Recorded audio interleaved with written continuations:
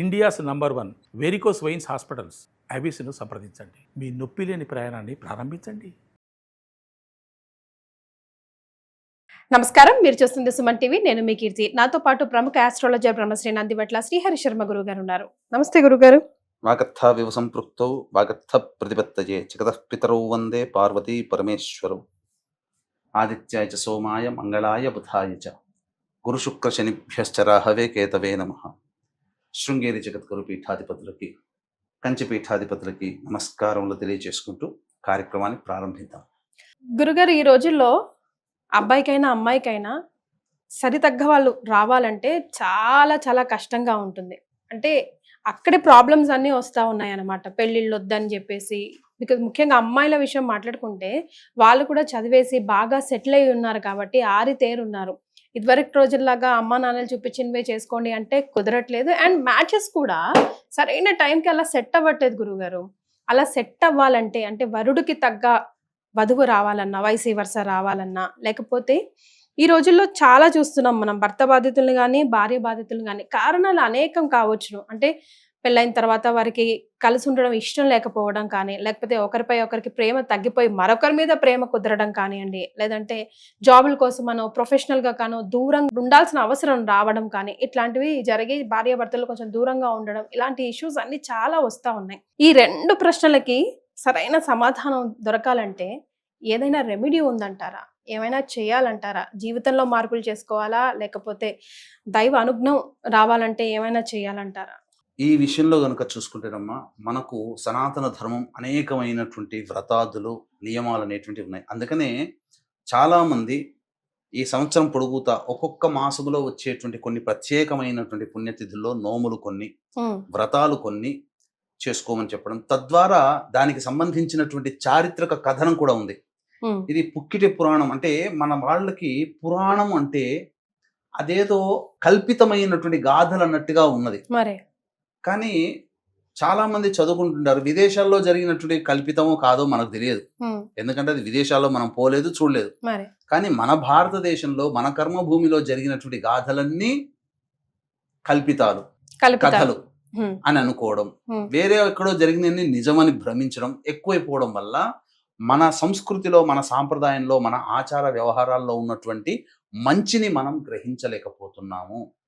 అంటే ఇదివరకు ఎవరో ఈ యొక్క వ్రతాన్నో, లేకపోతే నోమునో, లేకపోతే ఏదైనా పరిహారాన్ని పాటించి తద్వారా ఫలితము పొందినటువంటి వాళ్ళై ఉన్నారు. కాబట్టి భవిష్యత్తులో నాలాంటి కష్టాలు అనుభవించిన వాళ్ళు మళ్ళీ నేను చేసినటువంటి పరిహారాన్ని వీళ్ళు కూడా ఆచరిస్తే వీళ్ళకి కూడా మంచి కలుగుతుంది అనేటువంటి ఆలోచనతో అవన్నీ కూడా మనము పరంపరగా చేసుకుంటూ వస్తూ ఉన్నాం.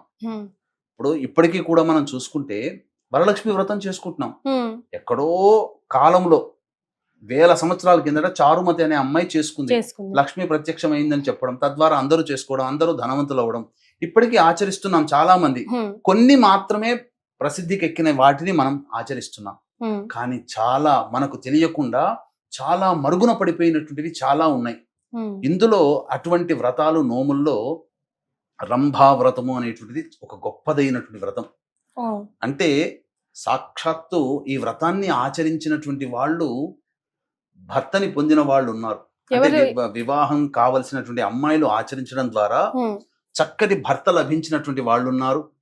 అలాగే భర్త దూర ప్రాంతాల్లోకి వెళ్ళిపోయి తిరిగి రానటువంటి వాళ్ళు, భర్త వదిలేసినటువంటి ఆడవాళ్ళు మళ్ళీ భర్తను పొందాలనేటువంటి ఆలోచనతో ఉన్నవాళ్ళు, వీళ్ళందరూ కూడా ఆచరించి భర్తని పొందినటువంటి వాళ్ళు ఎంతో మంది మహిళలు ఉన్నారు పూర్వకాలంలో. ఈ వ్రతం ఆచరించినటువంటి వాళ్ళు. సో ఏం చేయాలంటారు గురుగారు? రంభా వ్రతం అని చెప్పానమ్మా. అంటే పూర్వకాలంలో మనకు చెప్పదగినటువంటిది ఏంటనంటే, హిమవంతుని పుత్రిక అయినటువంటి పార్వతి గత జన్మలో సతీదేవి మళ్ళీ పరమేశ్వరుని భర్తగా పొందడం కోసం పరమేశ్వరుని కోసం వేచి చూసింది. వేచి చూసిన తర్వాత దేవతల యొక్క ప్రేరణ చేత మన్మధుడు రావడం, ఆ విధంగా యోగ భ్రష్టత్వం కలిగింది పరమేశ్వరుడికి. అంటే తాను జపం చేసుకున్నాడు, కళ్ళు తెరిచి ఎదురుగా చూడగానే మన్మధుడు బూడిదైపోతాడు. తన యొక్క యోగ నిష్టకి భంగం కలిగించిన వాడు మన్మధుడని తెలుసుకొని ఆ విధంగా బూడిద చేస్తాడు. తదనంతరం ఒకవైపుకు చూస్తాడు, చూడగానే పార్వతీదేవి కనబడుతుంది. ఆమెను చూడగానే ఏమీ చెలించకుండా పర్వత ప్రాంతాలకు వెళ్ళిపోతాడు పరమేశ్వరుడు. అయ్యో నా కోసమే కదా మన్మధుడు ప్రేరణ చేసింది, నన్ను చూసి మళ్ళీ నన్ను వరిస్తాడేమో అనుకుంటుంటే నన్నేమి చూసి చూడకుండా పట్టించుకోకుండా వెళ్ళిపోయాడని చెప్పి తల్లి దగ్గరకు వచ్చి బాధపడి జరిగిన వృత్తాంతం అంతా చెబుతుంది. హిమవంతుడు అలాగే చెప్తాడు. అప్పుడు నారద మహాముని వచ్చి, అమ్మా ఇవేం చింతించకు, మళ్ళీ పరమేశ్వరుడు నీకు భర్తగా లభిస్తాడు. ఇప్పుడు వచ్చేటువంటి జ్యేష్ఠ మాసము అనేటువంటిది తదియ రోజున సావిత్రీదేవిని ఈ కదలి వృక్ష సమీపంలో ఆ విధంగా పూజ చెయ్యి, తప్పకుండా నీకు ఆ వ్రతాన్ని ఆచరించడం ద్వారా పరమేశ్వరుడు భర్తగా పొందుతాడంటే జ్యేష్ఠ శుద్ధ తదియ నుంచి ఆషాఢ శుద్ధ తదియ వరకు కూడా ఈ వ్రతాన్ని పార్వతీ అమ్మవారు చాలా నిష్ఠతో చేసింది. తద్వారా పరమేశ్వరుడు వచ్చి భార్యగా స్వీకరించడం జరిగింది ఈ రంభావ్రతం. అంటే దీనికి గల కారణం తెలుసుకుంటే ఎందుకు ఈ విధంగా చేయాల్సి వచ్చింది అని అంటే, రంభ అంటే రంభాఫలం అంటే అరటిపండు, కదలి అంటే అరటిపండు అని అర్థం. అయితే దీనికి గల గాథ గనక మనం చూసుకుంటేనమ్మా, పూర్వము అంటే సృష్టికి మొదలు బ్రహ్మకి సావిత్రి గాయత్రి అనేటువంటి ఇద్దరు భార్యలు. తనకి చాలా గొప్పదైనటువంటి అందం ఉన్నటువంటి కారణం చేత కొన్ని రోజుల తర్వాత ఆమె అహంకరించసాగింది. బ్రహ్మ దగ్గరికి వెళ్ళడానికి మనస్కరించకుండా ఉన్నప్పుడు గాయత్రీదేవి చాలాసార్లు చెప్పి చూసింది. అయినా కానీ మనస్కరించలేకపోయేసరికి బ్రహ్మదేవుడికి పట్టరాని కోపం వచ్చి భూమిలో బీజము లేని వృక్షమై జన్మించుగాక అని చెప్పి శపిస్తాడు. శపించిన తర్వాత అప్పుడు బాధపడుతుంది, నా యొక్క చింతిస్తున్నాను చేసిన తప్పుకి, నాకేదన్నా మళ్ళీ అనుగ్రహించు, నా శాప నివృత్తి చేయంటే నేనేం చేసేది ఏం లేదమ్మా, నువ్వు అనుభవించాల్సిందే అని చెప్పడంతో భూలోకంలో అరటి చెట్టుగా జన్మిస్తుంది. ఆ చెట్టు రూపంలోనే బ్రహ్మ గురించి ఘోరమైన తపస్సు చేస్తుంది ఆ సావిత్రిదేవి. అప్పుడు బ్రహ్మ ప్రత్యక్షమై నీలో ఒక అంశ అందులో ఉండాలి, మళ్ళీ తిరిగి సత్యలోకానికి రామ్మ అని చెప్పి తీసుకొని వెళ్తాడు. కానీ ఆమె సావిత్రి దేవతలో ఉన్నటువంటి ఒక అంశని ఆ రంభా వృక్షంలో నిక్షిప్తమై ఉంది. అందుకనే కోల్పోయినటువంటి భర్తని తిరిగి మళ్ళీ పొందగలిగినటువంటి వ్రతము ఈ రంభా వ్రతం అనేటువంటిది ఆచరించిన సావిత్రిదేవి బ్రహ్మను పొందినట్టుగా, అలాగే కోరుకున్న జీవిత భాగస్వామిని పొందడం కోసం రంభా వ్రతాన్ని ఆచరించినటువంటి పార్వతీదేవి పరమేశ్వరుని పొందినట్టుగా, ఆ రోజు నుంచి కూడా రంభా వ్రతాన్ని ఎవరైతే ఆచరిస్తారో వాళ్ళకి కోరుకున్నటువంటి జీవిత భాగస్వామి. ఎంతో మంది వీక్షించేటువంటి ప్రేక్షకుల్లో పెళ్లి కానటువంటి అమ్మాయిలు ఉన్నారు. చాలా మందికి మంచి చదువు, సంస్కారం, అందము, తెలివితేటలు, సంపాదన, ఎన్నో రకాలైనటువంటివి సుగుణాలు చాలా ఉంటాయి. కానీ ఏం కారణమో తెలియదు, వివాహం అనేటువంటిది ఇబ్బంది పడుతూ ఉంటుంటారు. కాబట్టి ముఖ్యంగా ప్రేమ వివాహాల విషయంలో వాళ్ళకి చాలా హెల్ప్ఫుల్ అవుతుంది కదా. మనం చూస్తున్నాం కదమ్మా, అంటే పెళ్లి పీటల దాకా వచ్చి కూడా తాళి కట్టే సమయంలో కూడా నాకు భర్త వద్దని చెప్పి వెళ్ళిపోయి ఆడవాళ్ళు ఉన్నారు. అవును, నిన్ననే కర్ణాటకలో జరిగింది. అంటే ఇవన్నిటికీ కారణం ఏంటంటే కోరుకున్న జీవిత భాగస్వామి లభించలేకపోవడం వల్ల మదనపడి ఆ అమ్మాయి ఎటూ చెప్పుకోలేక పెళ్లి పీటల దాకా వచ్చి తీరా తాళి కట్టే సమయంలో తన నిర్ణయాన్ని చెప్పి బాధపడుతుంటే ఏ మగవాడైనా ఇష్టపడి పెళ్లి చేసుకుంటాడు. కాబట్టి ఇక్కడ ఆ రకమైనటువంటి వివాహం కాకుండా ఇబ్బంది పడుతున్న, అన్ని లక్షణాలు బాగున్నా వివాహం కాక ఇబ్బంది పడుతున్న ఆడవాళ్ళు చేసుకోగలిగే పరిహారము, అలాగే భర్త వదిలేశాడు అని చెప్పి సావిత్రీదేవి ఏ విధంగానైతే బ్రహ్మ గురించి గొప్ప తపస్సు చేసి ఆ వృక్షంలోని తపస్సు చేసి బ్రహ్మని తిరిగి మళ్ళీ భర్తగా పొందిందో, అలాగే చాలామంది ఇప్పుడున్నటువంటి సమాజంలో వివాహం అయిన తర్వాత ఒకరి మీద ఒకరికి గౌరవ మర్యాదలు, ప్రేమ, ఆప్యాయతలు తగ్గిపోయి ఎడమొహం పెడమొహంగా ఉంటారు. ఒకే ఇంట్లో ఉంటారు కానీ ఎవరికి వారే యమునా తీరి. మరి కొంతమంది అయితే వేరే వాళ్ళ ఆడవాళ్ల మోజులో పడినటువంటి భర్తలు నన్ను పట్టించుకోవట్లేదని చెప్పి ఘోరంగా విలవిలలాడిపోతూ ఉంటుంటారు అటువంటి వాళ్ళు. అలాగే ఎంతో మంది ఈ సంబంధించినటువంటి జాబ్ కోసమని విదేశాలకు వెళ్ళిపోతారు అబ్బాయిలు. వీసాలు రావు, డిపెండెంట్ వీసాలు రావు, ఏవి రాకుండా ఇక్కడ సంవత్సరాల తరబడి ఎదురు చూసే ఆడవాళ్ళు ఎంతమంది లేరు. అసలు నేను పెళ్లి చేసుకున్న దేనికి, నేను అసలు ఆయనతో కలిసి కాపురం చేయాలనే కదా, ఏ జన్మలో ఏ పాపం చేసినా, ఎవరిని విడగొట్టానో నాకు ఈ దుస్థితి కలిగింది. పెళ్ళైన ఆరభ్యత అచ్చడం ముచ్చట తీరకుండానే భర్త ఆమె విదేశాల్లో ఉన్నాడు, నాకు ఇక్కడ నరకం ఏంటి, పెళ్ళయ్యి అయినట్టుగా కానట్టుగా, పెళ్లి కాకుండా బాగుండేది కదా, పెళ్ళయిందని ఇంకో చెడ్డ పేరు, నాకు ఇప్పుడు దూరంగా ఉంటున్నానని చెడ్డ పేరు, నా గోడు ఎవరికి చెప్పుకొని విలపించే ఆడవాళ్ళు ఈ వ్రతాన్ని ఆచరిస్తే తప్పకుండా వాళ్ళకి మళ్ళీ తిరిగి అచిరకాలంలోనే భర్త దగ్గరవుతాడు. అంటే ఏదో మాయ చేసినట్టుగా కాకుండా వీసా కోసం ఎదురు చూసే వాళ్ళకి వీసా వస్తుంది, ఎగిరి గంతేసి వెళ్ళిపోతారు, అమ్మ నా భర్త దగ్గరికి పోతున్నా అని. ఇక వదిలిపెట్టినటువంటి భర్త తప్పు తెలుసుకొని నేను అన్ని కూడా తెలుసుకున్నాను, నాకు జ్ఞానోదయం అయింది, నువ్వే నా భార్యవి అని చెప్పి మళ్ళీ చేరదీస్తాడు. అలాగే ఇద్దరి మధ్య ఆప్యాయత అనురాగాలు లేకుండా ఉన్నటువంటిది మళ్ళీ మన్మథ బాణాలు మళ్ళీ చిగురించి వాళ్ళిద్దరు కూడా ఒకరికొకరికి తోడే జీవితాంతం కలిసి ఉండేటట్టుగా ఉంటారు. ఈ వ్రతాన్ని ఆచరించినటువంటి మహిళ, అమ్మాయి, యువతి ఏదైతే ఉంటుందో భర్తని వివాహం, ఎవరైనా కానీ నచ్చినటువంటి అబ్బాయిని వివాహం చేసుకున్న తర్వాత కలకాలం కలిసిమెలిసి ఉంటారు అని చెప్పడంలో ఏమాత్రం సందేహం లేదని చెప్పవచ్చు. మరి ఏ విధంగా వ్రతాన్ని ఆచరించాలి అది కూడా చెప్పండి గురుగారు. తప్పకుండానమ్మా. వ్రతాన్ని ఆచరించే విధానంలో ఉదయాన్నే మనకు అరటి వనంలోకి వెళ్ళాలి. కదలి వనం అంటే అరటి చెట్టు తోట. ఇప్పుడు నగరాల్లో ఉండే వాళ్ళకి అరటి తోట వనం ఉండదు కదా, కాబట్టి వేర్లతో ఉన్నటువంటి అరటి చెట్టుని తీసుకొని సంపాదించుకొని ఒకవైపు మనం తూర్పు వైపున పెట్టుకొని మనం తూర్పు వైపు ఫేస్ పెట్టాలి.